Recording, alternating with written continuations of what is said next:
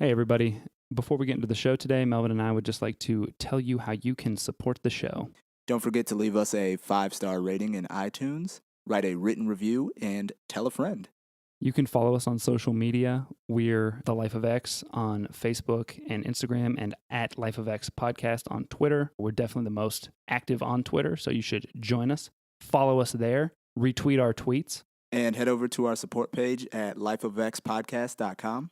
There you are going to find several options to support the podcast. The first is audible.com. For those of you who don't know what audible.com is, it is the largest purveyor of audiobooks on the internet. I have personally been using it for years. Many of the books that we have used for the podcast can be found on Audible. If you go through our portal on our page, you will receive a free audiobook when you sign up for a monthly subscription, and they will also kick us a few dollars. You can also support us by going through our portal to Amazon. If you do that, any purchases that you make, we'll get a small kickback. We've also added a featured book page to the website. Any of you who are interested in actually purchasing the books that we've used, many of which are fantastic books, you can go through there, and that will route you through our Amazon portal to the Amazon page where you can purchase the books. And so, again, we get a few cents off each purchase. Additionally, we've set up a Patreon page, and for those of you who are unaware of what that is, it is a service wherein patrons can pledge a certain amount of money per episode. So every time Melvin and I release an episode, you would send us $1, $2, whatever you can. We would appreciate anything. We have goals set up. We have different tiers so that we can also reciprocate your generosity. All your dollars help. That's right. But again, we would just like to say that the most important thing that you can do is rate, review, and tell a friend. Help get our name out there. All right. Enjoy the show. Thanks, guys. Hello and welcome to the podcast. My name is Arif Jadala. And I'm Melvin Barnes. And that makes this The Life of X.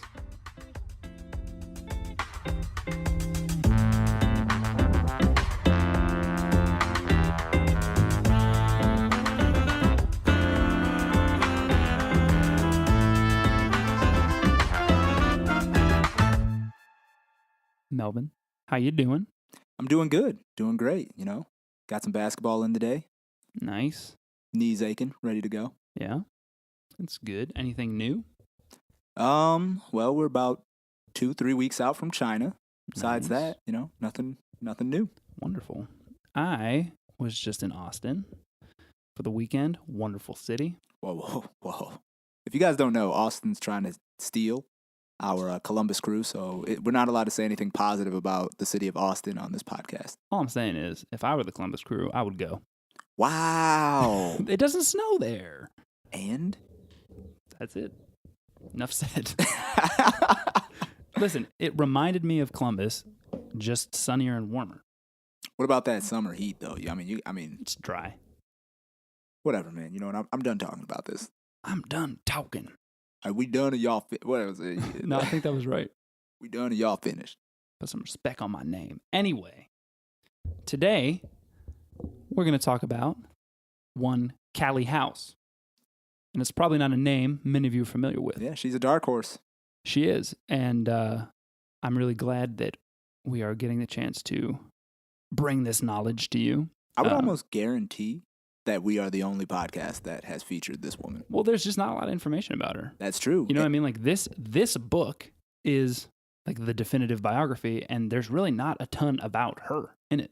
Yeah, it's definitely her and the movement. So for all of you budding historians out there, maybe some people who do African American history, and you need a dissertation topic, Callie House could be your, you know. She could. I feel like if there was enough out there, though, this book would have more in there. Yeah, you'd have to scare something up. Yeah, so anyway, the book we're talking about is My Face is Black is True by Mary Frances Berry. And most of the books that we cover on this podcast are what you would consider traditional biography, and this is a little different. This is more along the lines of like an academic book. It does follow her life, but it also is kind of a history of the movement that she pushed forward and kind of like came to define. That being said, this is also probably going to be a shorter episode. We usually do more than one part to people, but kind of just based on the fact that there's not a ton of information about Callie's actual life, we'll probably have this wrapped up in one. Yeah, thank us later. Yeah. All right, Melvin, you want to get us started then? All right. Callie House was born a slave in 1861 in Rutherford County near Nashville, Tennessee. Nashville. That's probably that was accurate. that was my southern twang coming out. But she did not remain a slave for very long. When she was still a toddler, the Union Army swept through Tennessee, and she became what we call slave contraband.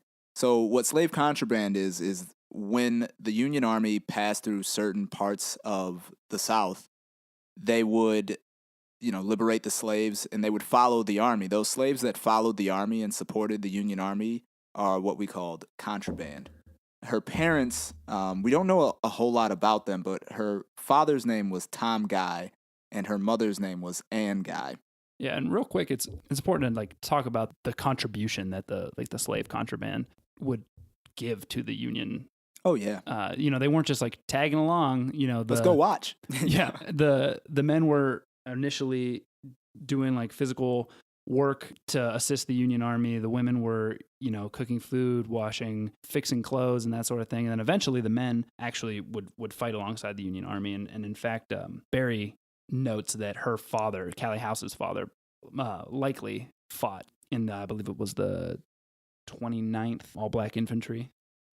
So one thing, it is very important that Arif pointed this out, because the slaves, as he mentioned, right when they were freed, started to make a contribution towards the Union victory that would ultimately come in 1865. So as these slaves were freed, there was a whole lot of hope. And as Arif already mentioned, some were able to actually settle the land.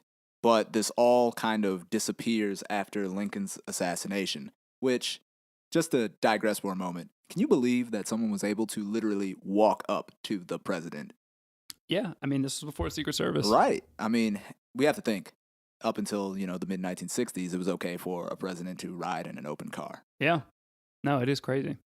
So after Lincoln was assassinated, those promises sort of started to disappear. The guy who replaces Lincoln, Andrew Johnson, immediately reneged on that promise. This is mind-bending to me, that these freed slaves had contributed to Union victory, been promised their 40 acres and a mule, gotten it, and then the guy who just comes to power immediately is like, no, we're good.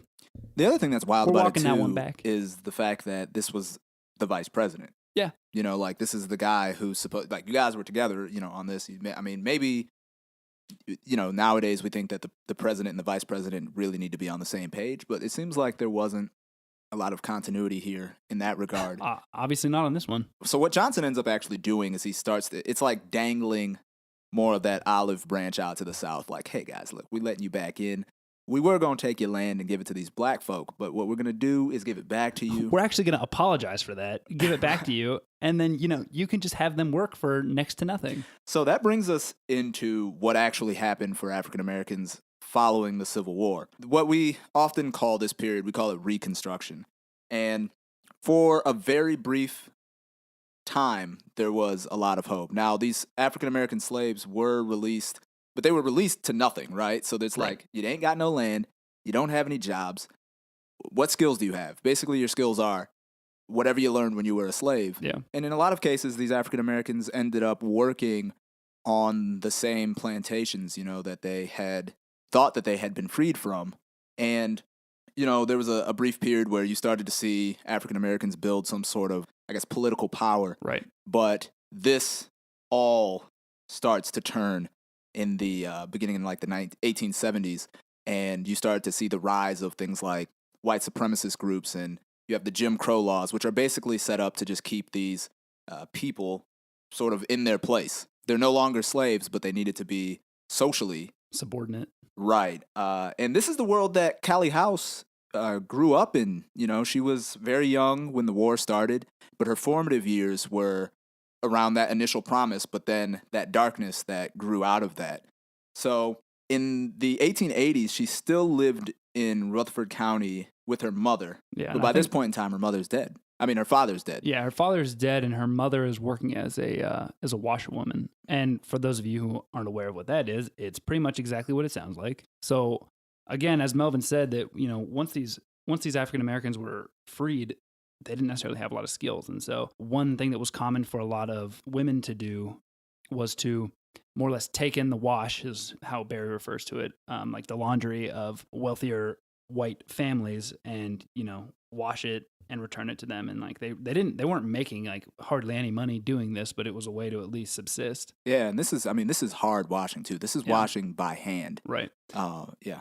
And so Callie, her mother, her sister Sarah, and her sister's husband Charles were all living together, and she ends up marrying her brother-in-law's brother, named William House, who was a laborer from around where she was living. The two of them had 6 children together. 5 survived.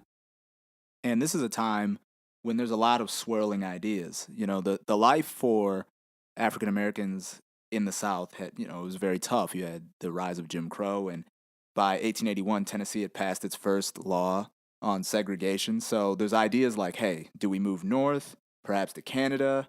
There's this whole Back to Africa movement that's taking place. And then there's this idea swirling around regarding reparations. Millions of African Americans had lived as slaves and they had worked for free. So the idea was, well, now that we're free, maybe there's something that the government can do to compensate us for the work that we did for the government, up until 1865. It's like receiving back pay, pretty much, was like the idea. Exactly, and so these are ideas that Callie is exposed to. And I believe the first time she's exposed to the idea of reparations was in 1891 when Walter Vaughn's pamphlet, The Freedman's Pension Bill, a plea for American freedmen, was circulated in Callie's town. And basically what this guy, Walter Vaughn, was asking for was that any former slaves that were over the age of 70 were to receive $500 and then were to receive $15 a month until their death. And any slave under 70 would receive $300 and $12 a month until they reached the age of 70, and then they would go up to that earlier price that I mentioned. Yeah. And, again, we don't really have a super solid timeline of Callie House's life around this time, but we do know that sometime around the turn of the century, she moved to Nashville, where she started the Organization of National Ex-Slave Mutual Relief, Bounty, and Pension Association, which is a mouthful. Yeah, that's quite the name. How are we going to refer to that for the rest of the episode? Onesmer. Onesmer? I don't like that. Onesmr. We'll just say the organization. The org. So, she starts this in Nashville around the turn of the century, and the population is roughly about 75,000. And at that time, she's doing what her mother had done. She was just working as a washerwoman for $5 to $12 a month, which is, again, mind-blowing. Listen, $5 went further then, but it still did not go that far. And the part of town where she lived, there was no electricity, there was no plumbing, although these things had all kind of found their way into Nashville leading into the 20th century, but these just weren't things that found its way to where the African Americans lived. So it was a highly segregated city, and it was a place where, you have the haves and the have-nots. All the haves happen to be white. Yeah, for the most part. Well, no, we've got the middle class African Americans that probably had a little Skrilla. Yeah. And so the organization is chartered in Tennessee in 1898 by House and another man whose last name is Dickerson. What's his first name? Great question. But I do have a fun fact about Dickerson. I feel like we kind of skated past this. So how Vaughn's pamphlet got circulated was that he had paid people, just referred to as agents by Barry, to go and circulate this pamphlet. He was one of Vaughn's circulation agents. Right. The thing about Vaughn's whole idea kind of left a sour taste in the mouth of some of the people who read it, even people like Callie who thought that it was a just cause, because Vaughn's whole idea for these reparations was skewed. He was actually pro-slavery. He was an idiot. He was a moron. He was a good old Southern boy, child of the Confederacy, whose principal regret in life was that he had not been old enough to fight in the Civil War for the Confederacy. And in fact, the reason that he wanted to give these reparations to the ex-slaves is because the Southern economy was in shambles. And he saw it as a cash injection, because now we have this population of people. If we give them money, money that you assume would come from the federal government. So the government would more or less be injecting the Southern economy with cash. So this was the Southern stimulus. More or less is what it was. Yeah. Yeah, so Callie House basically was like, this Vaughn guy is crazy, Bruh. but he's got a great idea. Yeah. And she took that idea and tried to run with it. And what she basically did was that she went on a grassroots campaign. She visited different places all throughout the South that had former slaves, and she spread the message about the idea of reparations. And, essentially, it was a grassroots effort to petition Congress. Stuff that, we do all the time in 21st century America. We send all kinds of stuff for Congress to not read. But she also used her new organization to help out poor people in different parts of the South. Wherever there was an organization, they were sort of there to also help out the African Americans that were there. And this is a role that had traditionally often been played by the church, but they used their organization to, to do a little bit of good. Yeah, so the Ex-Slave Mutual Relief, Bounty, and Pension Association, which I will refer to as the ESA going forward. Okay, let's do it. Let's do it. They were, just to clarify, not only were they more or less, I guess, an early version of a lobbying group for this cause, but they, as Melvin said, they also kind of took up the role the church had often played in supporting African Americans who needed help wherever they could. Because remember, this was not a time of a ton of infrastructure, especially for African Americans. And so when people were sick, when they needed help, they could turn to the ESA. And it's important to realize that these people were freed with nothing. Right. Just pretty much the clothes on their backs. And we talk about, me and Arif privately, about how long it takes to generate wealth and what you actually need to have to generate wealth. And to be dropped into a world and it's like, okay, now go compete, have money. It's tough. And a lot of these people didn't even have money to bury loved ones. So they needed the ESA to help them and say, hey, we can help you bury this family member. It would be like playing a game of Monopoly and starting without any money at all, the opportunity to make any money, and not knowing anyone who had any money. Right. Right. Good luck. Everyone you're playing with starts with $15,000, and there's a bunch of rules that will stop you from doing any sort of... Right. More or less, everyone is allowed to play the game except for you. You just get to keep going around the board and paying people. So what they would do is they would talk to these poor slaves, and they would say... we're pushing for this effort. We're not promising you any money, but we're really pushing hard, and hopefully one day Congress will honor this.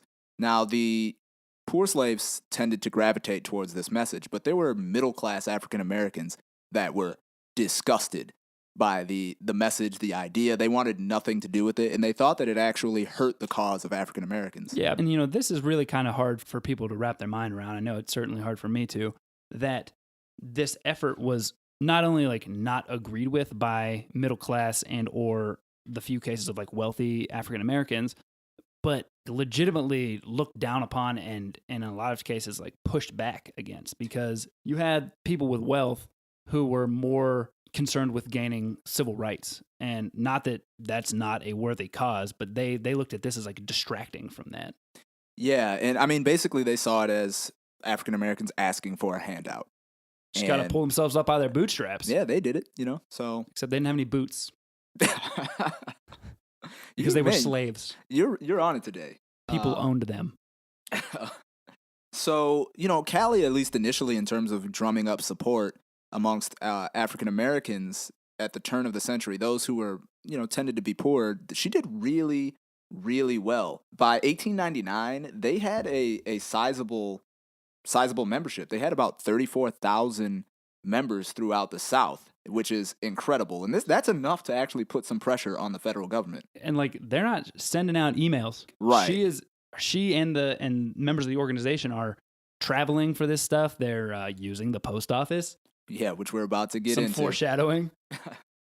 So they run into a major issue. And that is the fact that there are, and let's be fair, the post office and the federal government basically charged Callie House in 1899 with fraud. They say that she is promising these people pension money. saying basically that the pension has already been agreed upon. You need to sign up with us and then you'll get your money. Callie denied that vehemently. Yeah. She never said that this is what we were doing. She was saying, hey, we're lobbying for this effort. If you want to support us, please do.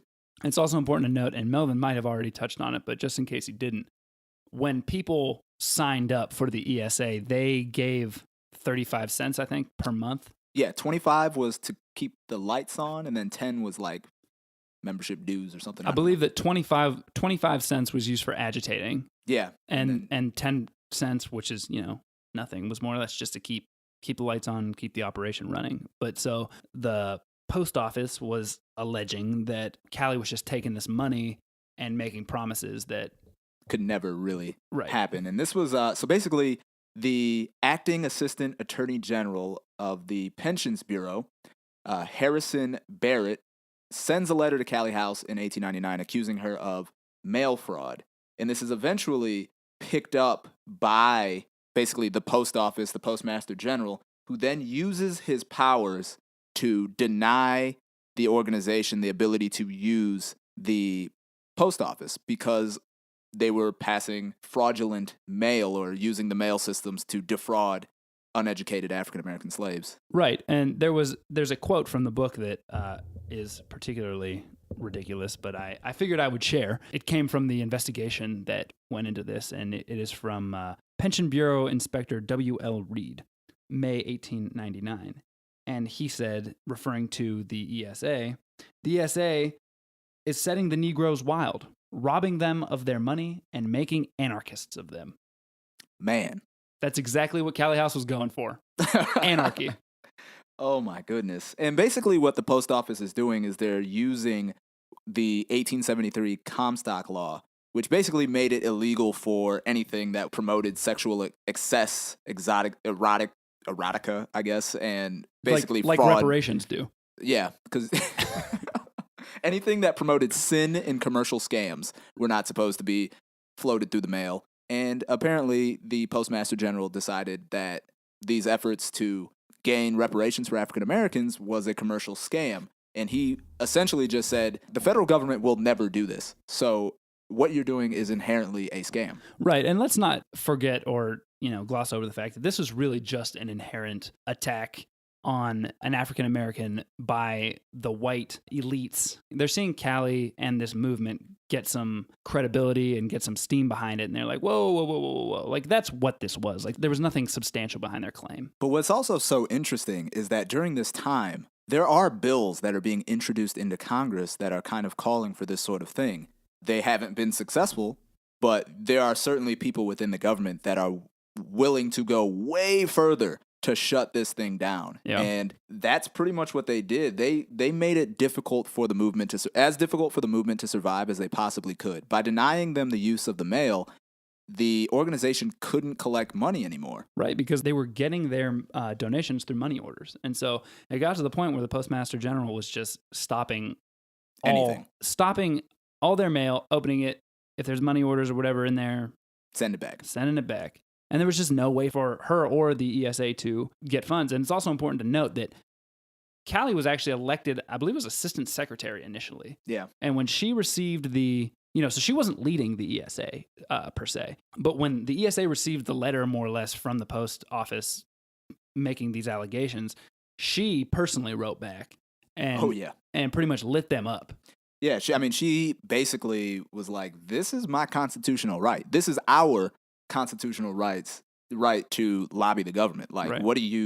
How can you, say that this is fraud? Now, to be, I guess, somewhat fair and transparent, obviously, during this time, there was individuals going around the South defrauding people. Sure. But if you had taken the time to look into the organization, you would clearly realize very quickly that this organization isn't built around defrauding African Americans. Right. But when Callie writes her response, the post office really starts to target her personally. Not to say that they laid off the ESA at all and other members and other parts of the leadership, but this is when the government really focuses on Callie House herself. Yeah, so in her response, she goes ahead and says, "We will tell them we don't know whether they will ever get anything." And this is the slaves. And she says, We don't know if they'll get anything or not, but there's something due them. And if they are willing to risk their money in defraying the expenses of getting up the petition to Congress, they are at liberty to do so. And basically, when she gives that response, the guys over at the post office, his response, and basically this is a conversation between Willis, a guy named Willis, and Barrett. He says, "She is defiant in her actions and seems to think that the Negroes have the right to do what they please in this country." Man, what is she thinking? Yeah, so I mean, they stopped all the money orders that were going through, and it wasn't even just that they stopped anything that was addressed to Callie House. They stopped anything that was like addressed to her relatives, Right. Because they were like, she's getting stuff sent to her sister's place or something like that. Ain't nobody getting mail. So I mean, they shut everything down, and they put basically everyone in the organization under surveillance. Yeah. The leaders of the organization. That is. And they end up arresting Dickerson. Yeah. $1,000 fine, 12 months on a chain gang. 12 months on a chain gang. Yeah. That's crazy. I mean, like, honestly, what the heck? I mean, in 2018, it's hard to think about being like, bro, you got 12 months on the chain gang. You are literally sent to pound salt. It's crazy. And the charge was swindling. And this happened on March 5th, 1901. It was overturned in July, but the conviction was also used to falsely claim that House was implicated in the case and to deny her the request to revoke the fraud order. So basically, between 1901 and 1915, the organization and Callie House are trying to avoid destruction. I mean, it's amazing that they were actually able to continue to operate during this time, given the difficulties that the federal government had placed on the organization. Yeah, because everything that they do from this point forward is now marked with the black cloud of fraud hanging over this organization. So anytime someone is introduced to it, someone can just as easily walk up and be like, oh, you know, the government's after them for fraud. You got to be careful. Right. And in 1907, you know, they decide they're going to shake things up to try to get the government off their back because they think, hey, we're doing good work. Maybe if we change some of the leadership within the organization, things will be better. So in 1907, they expel Dickerson for mostly no reason. It's like a sad comedy with him. You know what I mean? It's like he gets on board and then he goes to jail and then he comes back and then they tell him to go away. It's like, hey, man, you know, we know you did a little time for us, but we need you to go on over here and sit down. So they sideline Dickerson, but that really doesn't help anyone out. In fact, the organization goes to federal court in 1915. Which is an important change because at this point they shift from trying to go through lawmakers to right this wrong, and they shift to trying to go to the Supreme Court pretty much. So in addition to going to the Supreme Court, they decide that they want to do this thing, and that is targeting the cotton tax. Now, during the Civil War, the Union Army confiscated a lot of cotton. And basically the funds from this cotton had been sitting, you know, in the federal government's coffers for years. And what the organization did was they hired a lawyer named Cornelius Jones who basically found these funds. He said he confirmed that these funds existed. And then they basically lobbied the government to say, hey, let's take these funds that were, you know, basically the cotton that had been confiscated from the South. Hell, these people picked it. Right, exactly. They've been produced by the slaves. Let's use that money and then pay the former slaves with it. And the federal government was like, are you crazy? Woodrow Wilson was not having any of that. Yeah, so Woodrow Wilson, by this point in time, had become president. He was elected in 1912. And if you don't know anything about Woodrow Wilson, I think a lot of times we talk about, you know, the League of Nations and the great things that Woodrow Wilson did, but he was also pretty racist. Yeah, and the League of Nations failed, so. Good Two job. strikes. Good job, Woodrow. Yeah, so I mean, to underscore this point, there, you know, the Japanese had introduced the racial equality clause at the end of World War I, and Woodrow Wilson was like, ha, lol, no, not doing it. So again, here, under his administration, it was very tough on the organization, and they basically said, what money? Ain't no money here. Y'all ain't getting nothing. It's pretty much exactly what I said, word for word. Now, at this point in time, the government starts to charge Cornelius Jones. But Cornelius Jones is an upper-class African-American. He's highly educated. He's a man. And basically, he's Teflon. all of the charges that the government brings before him sort of bounce off and he keeps on his merry way. But they also say, you know what, this lady House is really sticking in our craws. We need to do something about her. She's a criminal. Right. So they determine that Callie House is a criminal, and they end up prosecuting her for fraud because, again, the federal government believed what you're fighting for is impossible, so you must be lying to these people. Right, and they also assumed that she was keeping that money for herself. Yeah. Although not being able to prove it at all because she was literally living in squalor. Yeah, basically, her lifestyle had never changed. Right. So if she was enriching herself from the money from the association, it didn't show. She was doing a bad job.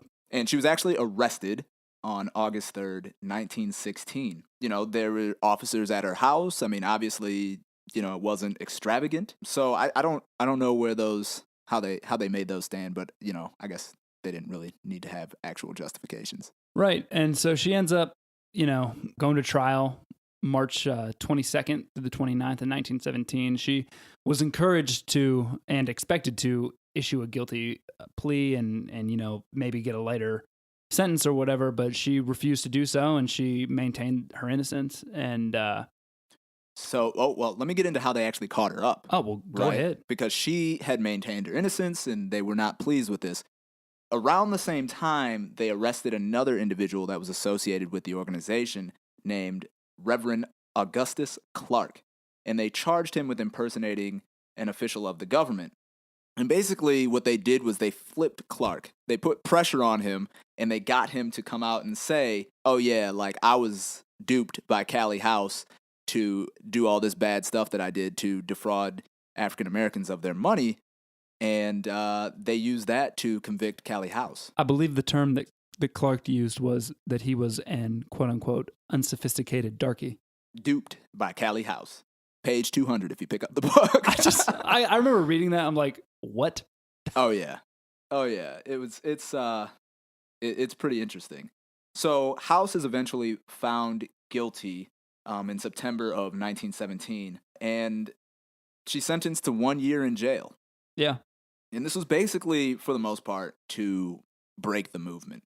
And at age 52, she enters Missouri State Prison at Jefferson City, Missouri, which was good for her because at that time they didn't...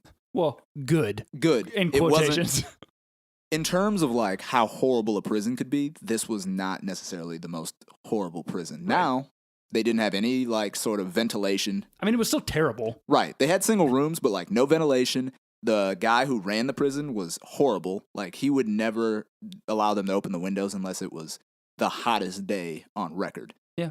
And they worked 9-hour days. 6 days a week. 6 days a week. I would lose my mind. Yeah, seriously. And I really think this was just an effort to break her. Yeah, it was an effort to break her, and it was an effort to break the movement. And really, in terms of destroying the movement, the organization pretty much folded without Callie House because she wasn't, at all the time. She wasn't always the leader of the organization, but she was the lifeblood. Yeah, of the organization. Absolutely, she was the primary driving force, and so she was discharged early from prison on August 1st, 1918. But as Melvin kind of said, that's sort of the end of the reparations movement. Yeah, as an organized force. Right. I think one thing that's important to note is that obviously we still hear talk about reparations. I'm still waiting on my 40 acres and a mule. I think it stayed sort of in the ether, but never in the same way that it had been brought to the fore under Callie House. So, basically by locking Callie House up, they succeeded in eliminating the movement. And for all, from what we can see, when she was released from prison, she did not go back to agitating for the cause. She lived pretty quietly in the same place where she had grown up, essentially. Yeah. And she died on June 6th, 1928, of uterine cancer. Yeah, at the age of 67. Yeah, and it seems like, they said she was basically hemorrhaging for 6 months. 6 months. Yeah. And they determined that an operation was either too expensive or it wouldn't be useful. Yeah. That's how we kind of a sad ending. Kind of a sad story. Yeah, but we did talk about people that we'd say were like, we really don't have anything bad to say about Callie House. I don't have anything bad to say about Callie House.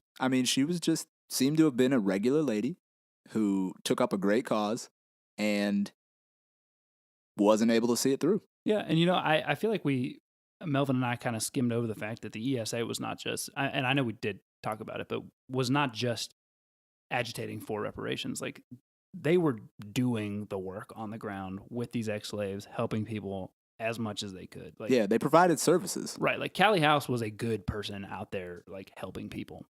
I don't know. It's disappointing. Yeah, I mean, I think that her only crime was in believing that as an African American woman in the late 19th, early 20th century, she could basically call for her own, call upon her citizenship rights and demand that, that she and other African Americans be dealt with equitably. And that just wasn't the case. Yeah, that wasn't the U.S. that she lived in at the time. That was a crime at the time, as it would turn out. Yeah. It's just interesting to me too to think about that. Like, what could have been if the African American middle and upper class had gotten behind, or even just not tried to shoot it down, because we didn't really touch on the African American newspapers and stuff. But while this was going on, they were just continually either ignoring her or writing down about it, especially like even during like the trials that were going on, like when her lawyer was getting prosecuted, the papers who respected him as a member of the upper class would write favorably about him but just not mention her. Oh, and the stuff that was written about her in some of the newspapers, horrible. Yeah. Like they're talking about her weight and this, that, and whatever. I mean, she really got a raw deal, man. And you think about it too, like by after that first decade into the 20th century, I mean, you have the NAACP is a thing, but obviously like they didn't necessarily take up her case when she was being prosecuted at that time. Maybe they weren't going the legal route just yet, but she didn't really have a whole lot of support from, especially middle class or upper middle class African Americans. Yeah, and it's another thing, and again, pretty sad to think about what could have been different systematically in the United States if these ex-slaves had been given the means to, start, working on different things, like given a boost economically. Like, Melvin used the analogy of, pulling yourself up by your bootstraps. And so, I mean, like, what if these ex-slaves had been given some boots? You know what I mean? Yeah. It's wild to think. Can you imagine being it's like if we dropped you in China and said, all right, Arif, go, do it. And I mean, like, that's wild to think about, but also, I mean, like, seriously, so much like poverty, like Southern Black poverty that persists to this day can be traced back to this time. Yeah. And like, what if it had been different? Change that from the beginning. I mean, it's tough to think about, man. Yeah, it is, and it's sad, but it's important as Americans to remember the dark parts of your history as well. Yeah. So for all the listeners out there, once again, the book that we used was Mary Frances Berry's My Face is Black is True. Check it out. It's really good. It's an academic book, but it's pretty accessible, I think, if you're... Yeah, for an academic book. It definitely gave me a little PTSD of grad school, but it was good. I enjoyed it. Again, you guys obviously will notice this is a shorter episode, and it had more historical background necessarily than direct biography. So, let us know if you like that. If you'd like to see more stuff like that, less stuff like that, just let us know. I guess you got anything else, Melvin, about Callie? Nah, man, I think we wrapped it up. All right, cool. Then we will see you next week. Peace. Hey, before we take off, I just want to remind you guys how you can support the show. First, you can rate, review, and tell a friend, and also follow us on social media. Especially Twitter. We're at the Life of X Podcast. Additionally, you can head over to lifeofxpodcast.com/support, where you will find portals to audible.com, amazon.com, and patreon.com. For those of you who are unfamiliar, Audible is a gigantic and wonderful audiobook website. You can receive a free audiobook when you sign up through our website. If you go through our Amazon portal, any purchases that you make, Amazon kicks us a small percentage of that. And finally, you can head over to our Patreon page where you can sign up to make a contribution to the show on a per episode basis. We appreciate your support. Thank you.